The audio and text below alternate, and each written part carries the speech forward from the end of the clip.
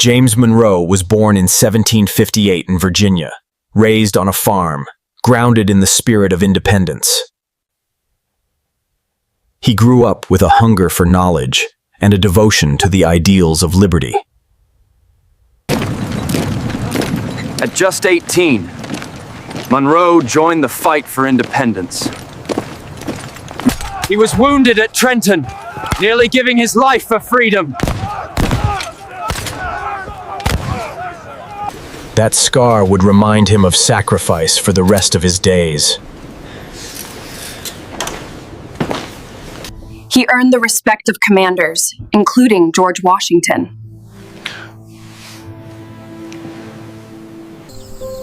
Like many veterans, he returned to a modest life after war. He studied law under Jefferson, who became his lifelong mentor. Soon, Monroe stepped into politics. And now, I will address this assembly for the first time. Guided by Jefferson, he carried forward the Republican vision. His journey was only beginning.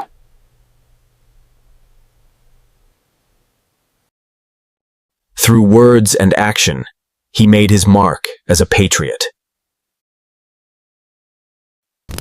He earned the trust of fellow soldiers and citizens alike.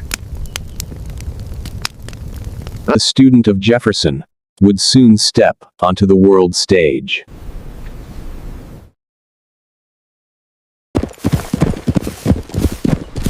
James Monroe was ready to serve his nation beyond the battlefield. Monroe was sent to France as U.S. minister, arriving amid the French Revolution. He sought friendship between two sister republics. But revolution in France turned violent. He warned America of the storm abroad. Monroe later joined in securing the Louisiana Purchase, doubling America's size.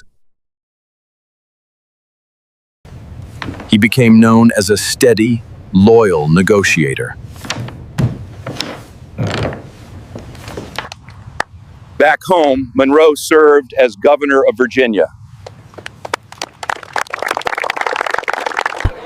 He was admired for his humility and closeness to the people. Monroe's voice was firm, guided by principle. President Madison relied on Monroe during crisis. He even served as Secretary of War during the War of 1812. He guided America's foreign affairs in turbulent times. In Washington, Monroe became part of the Capitol's heart. His years of service prepared him for the nation's highest office. In 1817, James Monroe became the 5th President of the United States. His presidency marked the dawn of the era of good feelings. He toured the nation, meeting the people face to face. To them, he was not distant, but a man of the people.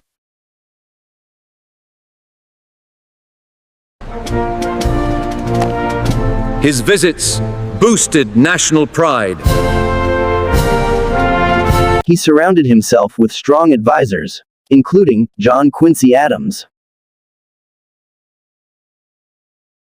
His leadership style was calm, deliberate, and inclusive. Monroe supported internal improvements, helping the young nation grow.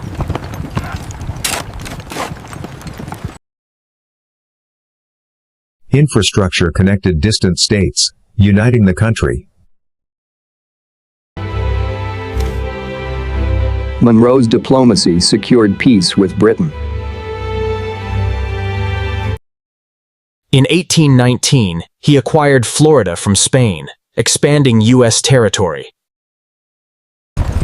Under Monroe, America grew wider and stronger. A rare spirit of unity swept the land. His presidency seemed marked by peace and progress. Yet greater challenges lay ahead, across the oceans.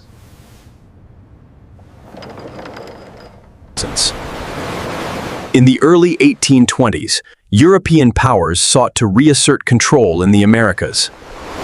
John Quincy Adams warned Monroe, America must stand firm.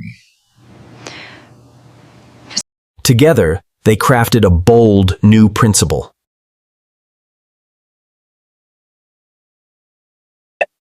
It would change America's place in the world forever. The policy became known as the Monroe Doctrine.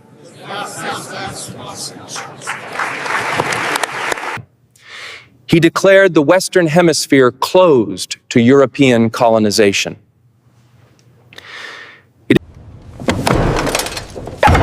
In Europe, the message was clear and unwelcome.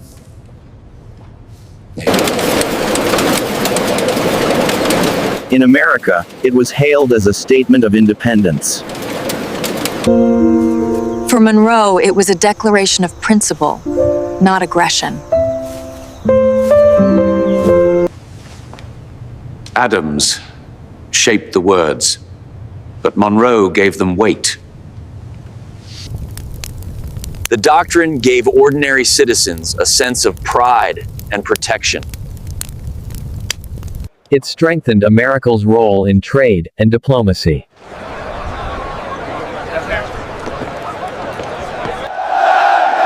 Across Latin America, the doctrine was a shield against European return. He knew the policy's true test would come long after his time. The Monroe Doctrine became his enduring legacy to the world. In 1825, Monroe left the presidency with dignity and calm.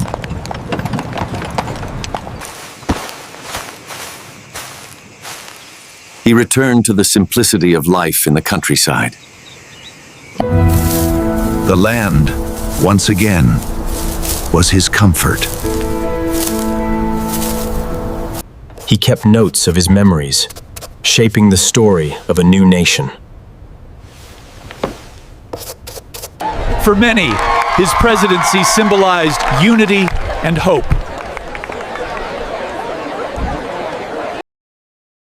He remained a man of the people, approachable and modest.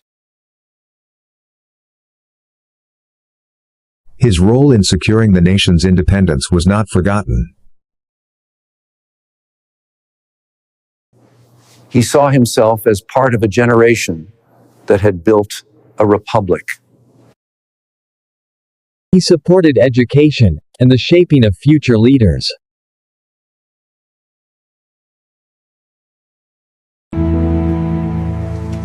But time weighed heavily upon him.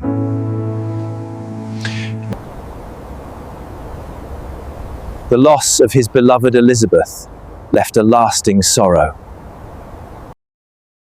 His family became his anchor in those final years. In 1831, on the 4th of July, exactly 5 years after Jefferson and Adams, Monroe passed away.